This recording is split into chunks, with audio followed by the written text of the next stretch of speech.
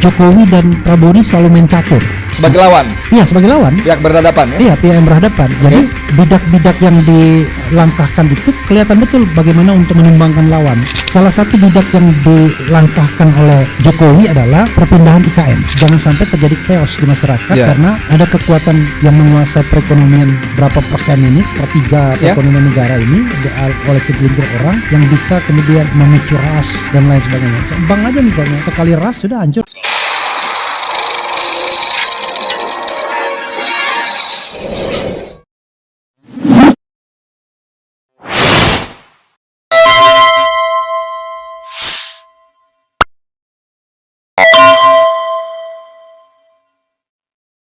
Proses keluar dari Cipinang atau Salemba itu memang perlu waktu.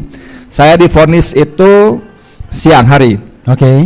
Lalu proses di rutan segala macam, saya harus ke mana namanya, ke Salemba untuk di BP Lapas itu keluar kurang lebih jam 10 juga memang. Jam 10 malam juga. Nah, teman-teman saya lupa ini. Jadi ini saya pakai kaos Persaudaraan Napol dan Tapol 2014-2024. Jadi ini korbannya Joko Widodo juga nih, Bung. Ya. Orang banyak mengapresiasi kepada Prabowo, bahkan seorang Refli Harun pun terkejut, loh kok bisa Prabowo keluar amnesti dan abolisi ya, khususnya kita bicara abolisi. Lalu orang banyak mengapresiasi dan menghubung-hubungkan bahwa ini adalah proklamasi minimal sinyal bahwa Prabowo mulai memupus, menghapus bayang-bayang cengkraman Jokowi. Gimana menurut Anda? Iya, begini, banyak spekulasi tentunya, tapi satu spekulasi yang baru saya dengar dari seorang teman, ini menarik untuk dikemukakan. Begini, kita tahu bahwa indikator ekonomi kita itu kacau semua. Pertumbuhan ekonomi saja cuma 4,87, which is di bawah Jokowi masih, di bawah, padahal targetnya 8%, sekarang 5% saja belum tercapai. Semua indikator itu turun. Dan biasanya yang begini-begini kan ditolong oleh investasi biasanya. FDI. Untuk foreign direct investment. Foreign direct investment. Nah, coba bayangkan kalau misalnya kasus Tom Lembong ini tersiar ke luar negeri. Mereka kan tak, waduh, ini nggak ada kepastian di Indonesia ini. Kalau begitu, bagaimana mungkin seorang yang mengimpor, ya kan gitu, sebuah barang dan kemudian menjadikannya nilai tambah, kok tiba-tiba dianggap salah, dipidana ya? Ya kan permasalahannya adalah antara gula kristal putih sama gula kristal mentah. Dan logika pengadilan mengatakan harusnya yang diimpor gula kristal putih, biar pajak impornya lebih banyak, biaya masuknya lebih gede, ya kan?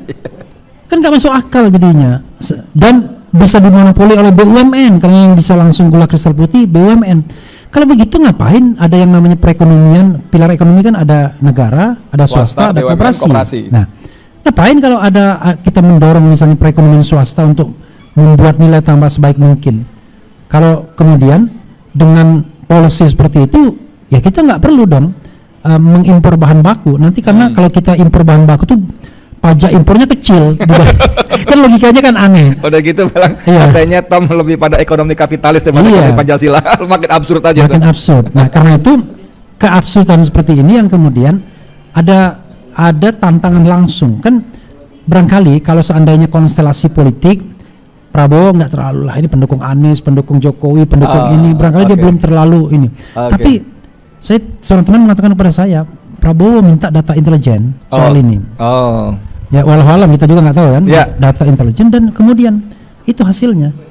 Kalau Tom Lembong itu tetap dihukum, itu akan semakin memperberat berdampak. Jadi jangankan 8%, 5% pun kedodoran ya. 4, ya. Nah itu kalau kita bicara mengenai citra pemerintahan, bayangkan pemerintahan ini rating approval aja jadi masalah, apalagi indikator yang real seperti ekonomi.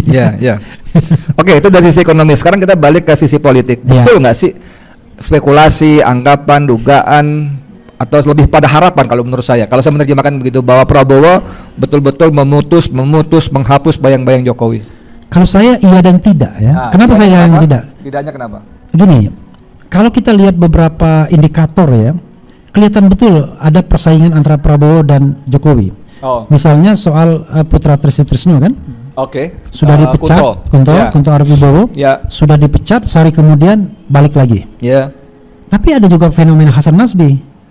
Sudah mengundurkan diri, tetap dipertahankan. Itu bacanya gimana gitu tuh? Ya, saya kira bacaannya adalah Jokowi dan Prabowo ini selalu main catur. Sebagai lawan? Iya, sebagai lawan. Pihak berhadapan ya? Iya, pihak yang berhadapan. Jadi bidak-bidak yang dilangkahkan itu kelihatan betul bagaimana untuk menumbangkan lawan. Ngeri. Nah, saya mendapatkan ini misalnya dari seorang pengamat juga yang saya baca, dan saya setuju. Salah satu bidak yang dilangkahkan oleh Jokowi adalah perpindahan IKN. Dia berharap bahwa akan dilanjutkan. Kalau IKN pindah, maka Prabowo akan di sana, sementara wakil presiden di sini. Dibalik. Iya kan? Karena dia menjadi ketua aglomerasi kan? Aglomerasi ya. Iya kan? DKI dan sekitarnya. Ya. Nah, itu orang menganggapnya itu bukan hanya sekedar ingin dia legacy pindah ibu kota, tapi itu sebuah strategi. Iya. Oleh Prabowo di stop itu. Cara nyetopnya adalah tidak ada perpindahan. Bahkan saya mendengar bahwa dari seseorang yang bertemu langsung Prabowo di luar negeri, orang Indonesia yang cerita kepada saya, dia bilang sampai 10 tahun pun saya nggak akan pindah. Dua periode ya? Iya, maka saya percaya bahwa Prabowo tidak akan pernah memindahkan ibu kota. Cuma dia lip service tetap dilanjutkan, tapi dengan anggaran yang sangat terbatas. $1 miliar dia ngomong waktu di Davos. Jadi nggak signifikan kan, dan tidak juga diboost secepat-cepatnya dan lain sebagainya. Nah, berikutnya lagi adalah rupanya bidak baru lagi Gibran kemudian cari wilayah-wilayah pencitraan, lapor mas dan lain sebagainya, kemana-mana kemana-mana dia kasih susu, kasih makanan dan lain sebagainya. Pokoknya dia politik pencitraan aja. Sama Prabowo kelihatannya di stop ini, sampai kemudian ada sinyal yang mengatakan bahwa Gibran akan disuruh untuk menyelesaikan masalah Papua. Di Papua, betul. Langsung pemimpin pemberontakan saya bilang, emang bisa apa dia? Karena itu permasalahan yang tidak gampang. Iya, judulnya Ketua Percepatan Pembangunan Papua, keren sekali tuh. Jadi karena itu menurut saya memang permainan catur ini terus menerus. Jadi betul ya, Bung Refli setuju ya bahwa ini adalah bukan cuma sekedar sinyal, tapi sekaligus provokasi Prabowo bahwa ini jurus gua di papan catur ya.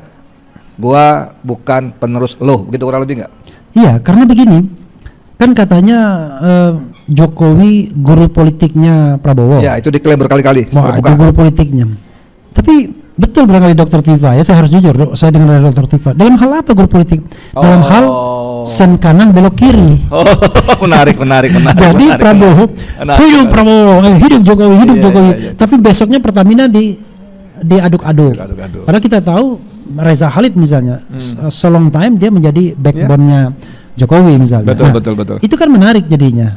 Tapi dia terus memuji-muji, tetapi Pertamina, Timah, kemudian dia embat. Nah, dalam konstelasi penegakan hukum, orang mengatakan, saya juga setuju, bahwa kejaksaan itu kelihatannya sudah berada di bawah kendali Prabowo, tetapi KPK masih dikendalikan oleh apalagi polisi Jokowi. Karena kan polisi juga di sana.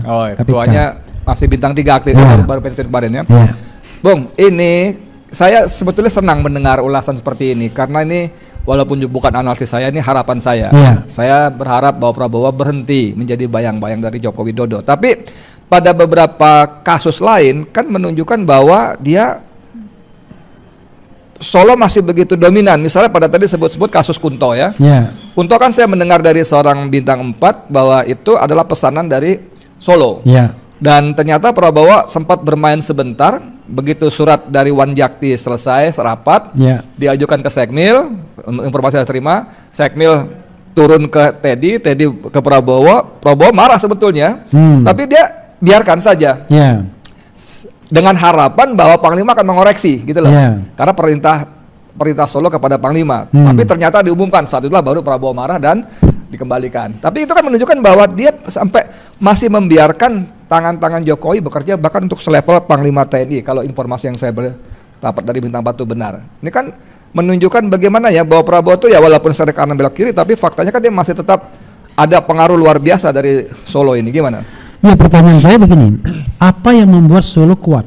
Kan itu dulu kan yang membuat kemudian Prabowo perlu waktu untuk melakukan konsolidasi. Menurut saya ada dua faktor dalam negeri dan faktor luar negeri. Faktor dalam negerinya adalah untuk sementara para konglomerat atau para oligarki ini menjadikan Jokowi sebagai bumper atau sebagai bidak catur untuk dimajukan dalam hal negosiasi. Karena Prabowo itu cara berpikirnya agak beda. Dia kan sesungguhnya sosialis kan sebenarnya dari bapaknya Sumitro kan. Tapi Jokowi tidak kuat-kuat banget kalau hanya oligarki tanpa dukungan kekuatan China asing. Saya mendengarkan misalnya bagaimana Jokowi mengatakan Xi Jinping itu sebagai big brother. Itu kan luar biasa menurut saya. Kakak besar dia bilang. Belum lagi isu-isu di baliknya ya. Soal ya dia diperkenalkan dengan Xi Jinping sejak berapa tahun sebelumnya dan lain sebagainya. China mempersiapkan segalanya dan lain sebagainya. Nah, saya mempercaya itu sebagai sebuah kekuatan yang harus diperhitungkan Prabowo sebelum dia sama sekali menghilangkan pengaruh Jokowi. Karena begini, secara teoritis tidak ada yang namanya penguasa ini ingin berbagi. Kalau bisa semua kenapa mesti bagi orang lain? Watak kekuasaan itu kan ingin sendirian, apalagi secara de jure memang begitu. Presiden masa berbagi dengan seorang mantan presiden. Berbagi sama wakil presiden aja dia nggak mau kan begitu. Iya kan? Nah, karena itu dia masih menghitung kekuatan Jokowi, terutama tadi misalnya gini, paling gampang adalah yang ditakutkan Prabowo barangkali adalah kelumpuhan ekonomi. Saya dengar itu. Let's say terjadi apa-apa, capital flight misalnya. Saya dengar itu. Kan kalau tidak ada bensin, ya mau bicara ideologi dan lain teriak-teriak kalau tiba-tiba rakyat nggak bisa makan dan tidak ada, bahkan tidak ada uang cash untuk dibelanjakan misalnya, atau tidak ada bahan pokok karena disabotase dan lain sebagainya, maka pemerintahan kan akan jatuh, nggak akan kuat menghadapi rakyat.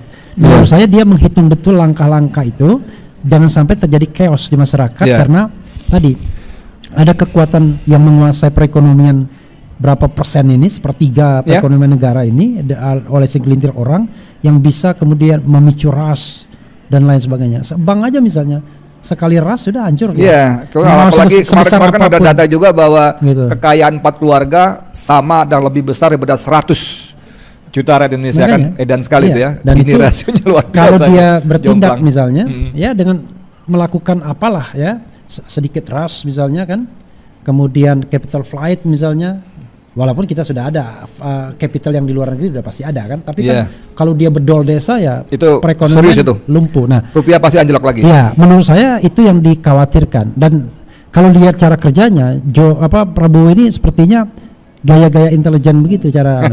Jadi kalau dia barangkali betul-betul dia pakai betul nasihat intelijen untuk membuat sebuah kebijakan. Termasuk Tom Lembong ini menurut saya analisis intelijen mengatakan Anda nggak bisa terus begini karena ini akan memunculkan ketidakpercayaan. Jadi gini, dia akan menghitung kira-kira dampak negatifnya terhadap Jokowi dan pendukungnya sama dampak negatifnya terhadap dunia internasional yang mau berinvestasi. Dalam kasus Tom Lembong, menurut saya dia berhitung bahwa dampak internasionalnya jauh lebih kuat, karena dampak kepada Jokowi bisa direkonsiliasi. Ya mungkin nanti ada minta permakluman lah. Atau ada tukar tambahnya nanti yang kita tukar tambahnya nanti sebentar lagi kita akan tahu. Tetapi yang paling penting adalah dampak internasionalnya dalam hal komitmen investasi dan lain sebagainya, ini yang dia cegah dulu.